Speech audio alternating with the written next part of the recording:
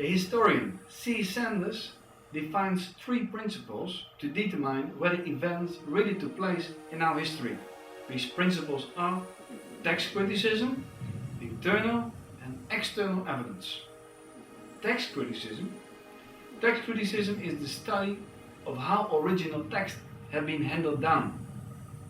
Do we have the original text of the first authors of the Bible? The reliability of the text of the Old Testament has been confirmed by the discovery of the Dead Sea Scrolls.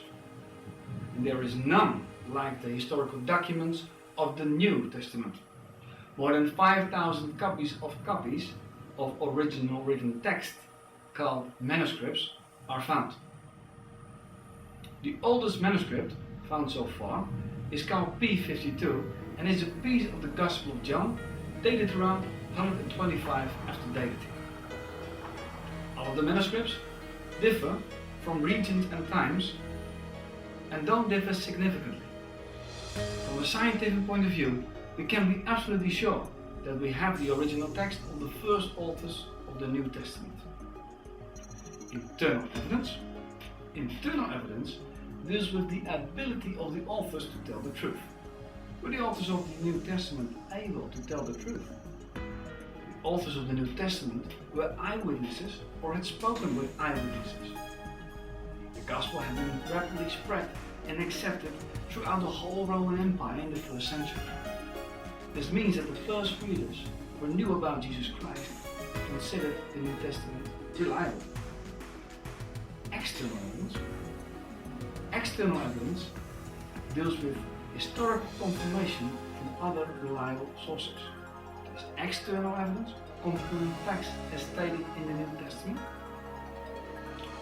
Archaeologist Sir William Ramsay has proved that the New Testament was written in the 1st century after deity. Historians of the 1st and 2nd century, like the Jew Josephus Flacius and the Roman Tacitus, wrote about Jesus Christ called Messiah in Israel. Early church leaders of the 1st and 2nd century confirmed the reliability of the New Testament.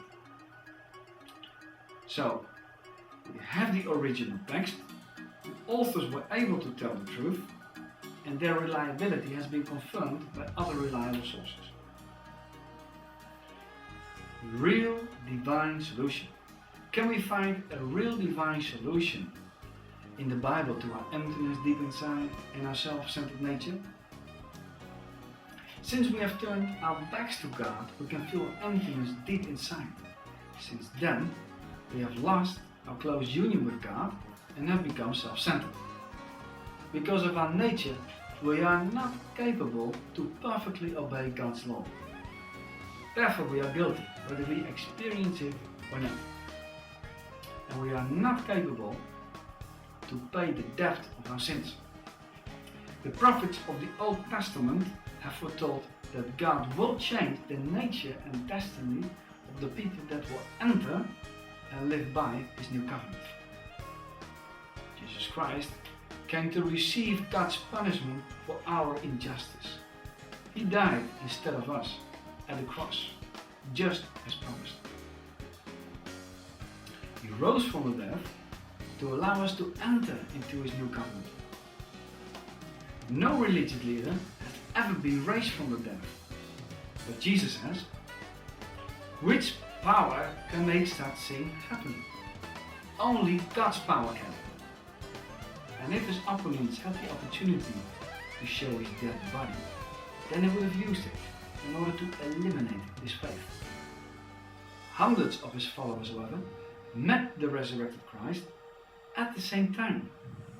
Most of the apostles died as martyrs because they knew about the resurrection of Jesus Christ. The message of the early Christians and the message today is good news.